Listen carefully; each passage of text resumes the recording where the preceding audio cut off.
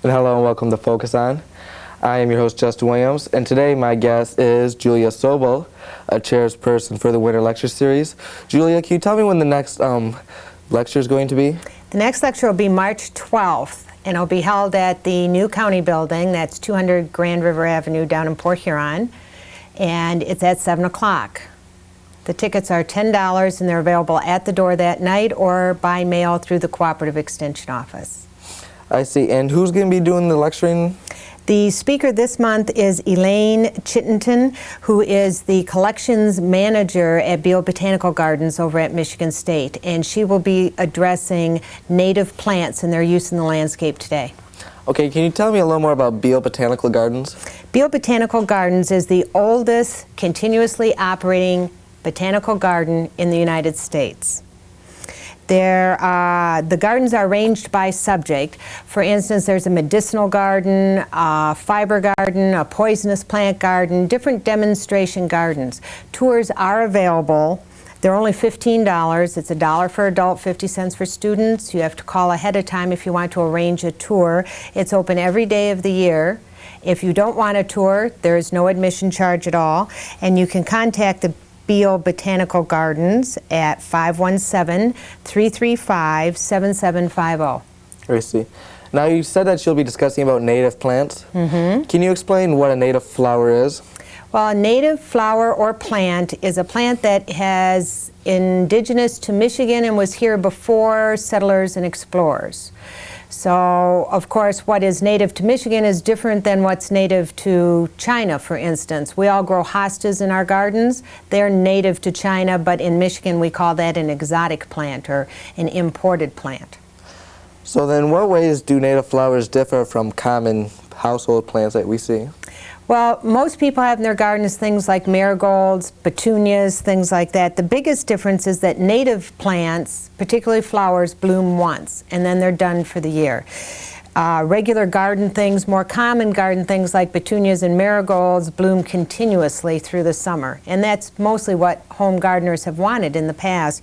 But there's a growing appreciation for the native plants. The fruits and seeds for native plants often will feed the wildlife, and many times gardeners are bird watchers, so that's a good thing to have in your garden. What are the most popular native plants that you'll see in people's gardens? Well, purple coneflower is very popular, oxeye daisy, coreopsis, just to name a few. Where would you be able to get exotic plants? There are several good sources. You can get exotic plants from mail order catalogs, although I always recommend to people that they shop for locally grown native plants. Genetically speaking, trillium from Kentucky is not the same as a trillium from Michigan. So if you want to grow a trillium in your garden, get a trillium that has been locally propagated. Of course, it is against the law to go out into the woods and dig these things up and bring them home to your garden. So that should be kept in mind. What happens if you do bring them into your garden? From the woods? They tend to arrest you and fine you heavily. They do? I think the fine is $2,000. Where would you buy exotic plants?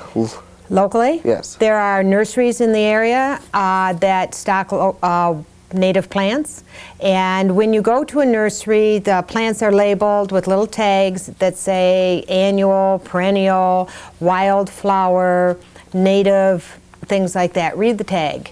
So that would be your best bet. So is that how you would know if a plant's native when you buy it? Yes. Is there any other ways to tell if a plant is native? If you belong, there's a local hiking club in the St. Clair County. If you belong to that club and you were out hiking around, you'd see these things growing at different times a year, and then you would know that that's what you wanted. There are garden clubs in town that offer seminars and such. Our group, the Michigan Master Gardeners, offers a garden tour in the summer, and you could go on a garden tour and you would see something growing in a garden and say, ooh, I like that. I'd like that at my house, and then you'd find out that was a native plant. I see. Can native plants be mixed with other things in the garden, or do they have to be grown separately? No, they can be mixed in the garden, and they work quite well because the native plants only bloom once. They tend to come up and be very showy and then be done. So it's often a good idea to have some other things around it after it passes on. I see. What kind of care will native plants need? Native plants actually need much less care. The more exotic a plant is, like a hosta, the more problems you tend to run into, like hostas have slug problems, leaf wilt, things like that.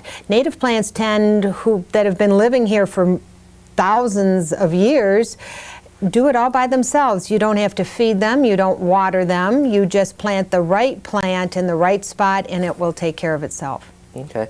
It says right here that you own your own gardening business. Mm-hmm. Do you use native plants in your gardening? I sure do. Can you tell us a few that you use? Yes, the conditions have to be right, and I try and educate the homeowner. I do gardening for other people. If a homeowner is interested in having native plants in their landscape, I have to do a soil test, and the Cooperative Extension can help the homeowner with that if they don't have me. And you assess the soil and the light requirements and what have you, and then I find the right native for that spot. I use a lot of black-eyed Susans. Those are a native plant. A lot of purple coneflower, which likes it hot and sunny. I use ground covers, trilliums in a woodland setting, things like that. Now, the plants you mentioned, do these work at all in the garden? They certainly do.